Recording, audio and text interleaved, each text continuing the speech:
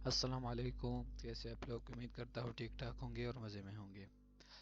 تو lecture one اور lecture to میں ہم نے ڈسکس کیا تھا کہ یار امیزون کیا ہے، امیزون میں بزنس ماڈل کون سے ہیں، بی اے کیا ہے، بی ایم کیا ہے، پروڈکٹ ہنٹنگ کیا ہے، اگر ہمیں ہول سیل کرنا ہے تو کیوں کرنا ہے، یہ ساری باتیں ہم نے لیکچر ون اور لیکچر ٹو میں ڈسکس کی ہے۔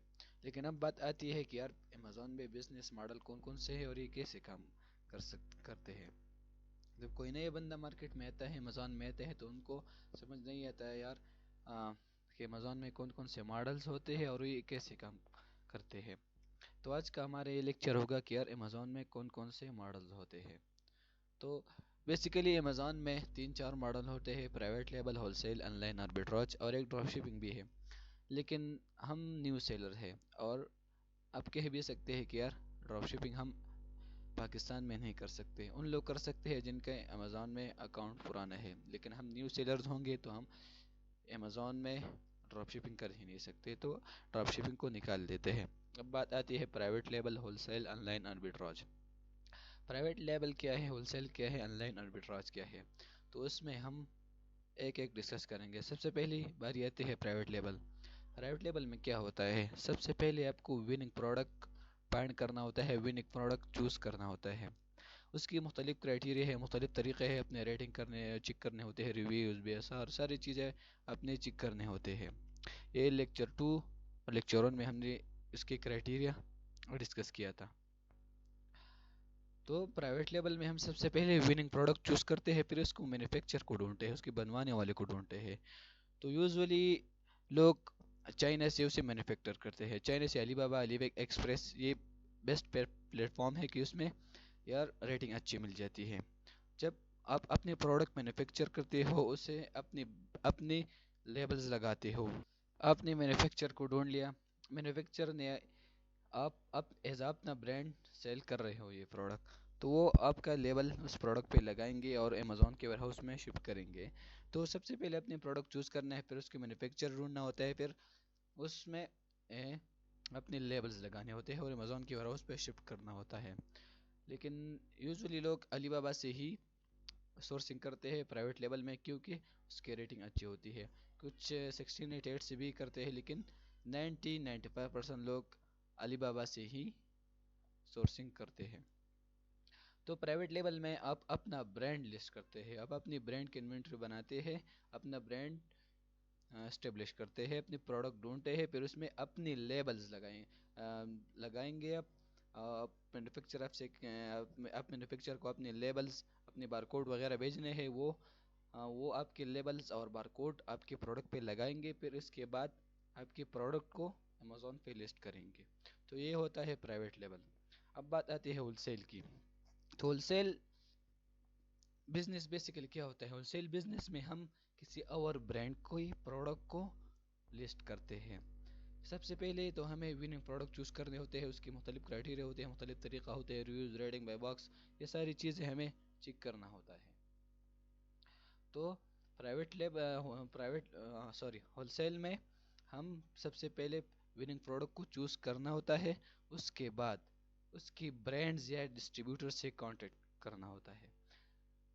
ڈسٹریبیوٹر کیا ہے؟ ڈسٹریبیوٹر وہ لوگ ہیں جو برانڈ کے پرمیشن پہ برانڈ کے پروڈکٹ کو سیل کرتے ہیں۔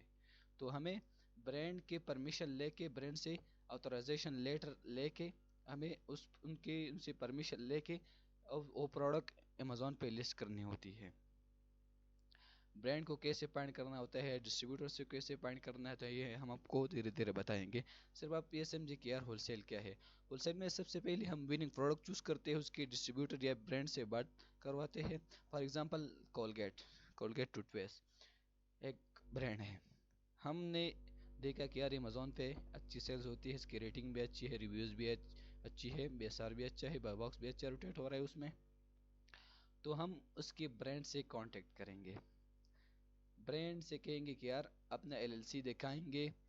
یہ ہول سیل کے لیے مسٹ چیزیں ہوتی ہے: L L C, business email, U S A number اور ویب سائٹ بھی ضروری ہوتا ہے۔ تو یہ چیزیں اگر ہم ہول سیل کرتے ہیں تو یہ چیزیں سب سے پہلے ہمارے ساتھ ہونی چاہیے۔ تو برانڈ سے آپ کانٹیکٹ کرتے ہیں، برانڈ کو اپنا LLC دکھاتے ہیں، برانڈ آپ کو آتھورائزیشن لیٹر دیتا ہے اور آپ جا کے امیزون میں اپنی پروڈکٹ لسٹ کرتے ہو. تو کولگیٹ جیسے ہم اگزامپل لے، کولگیٹ کے برانڈ سے ہم نے کانٹیکٹ کیا، ہم نے اس کو LLC دکھایا کہ ہم آپ کی پروڈکٹ کو امیزون پہ لسٹ کرنا چاہتے ہیں، تو وہ ہمیں پرمیشن دے دیتا ہے. کچھ اس لوگوں کو یہ ایشو آ رہا ہے کہ یار برانڈ اپروول نہیں دے رہا، تو اپروول اب پرمیشن بھی کہہ سکتے ہیں کہ برانڈ کی طرف سے ایک پرمیشن ہوتا ہے کہ اب ہمارے پروڈکٹ کو لسٹ کر سکتے ہیں. برانڈ سے اپروول کیسے لینا ہوتا ہے یہ ہم دھیرے دھیرے ڈسکس کریں گے. تو کولگیٹ نے آپ کو پرمیشن دے دیا، آپ نے اس کی پروڈکٹ کو لسٹ کر دیا. تو یہ ہوتا ہے ہول سیل. اب آتے ہیں آن لائن آربیٹراج کی. آن لائن آربیٹراج میں آپ نے کیا کرنا ہوتا ہے، buy product from retailer ship to your prep centre this ship to Amazon warehouse. Wholesale اور آن لائن آربیٹراج یہ آپ کہہ سکتے ہیں کہ ایک سیم ہی ہے، کچھ خاص جگہوں پہ یہ سیم ہی ہے، جیسے پروڈکٹ ہنٹنگ میں، پروڈکٹ انالائزنگ میں یہ سیم ہی ہے. تو آپ اس سے کہہ سکتے ہیں کہ یار یہ 50-60% یہ سیم ہی ہے، ہول سیل اور آن لائن آربیٹراج. تو آن لائن آربیٹراج میں ہم نے پروڈکٹ کو ریٹیلر سے بائی کرنا ہوتا ہے.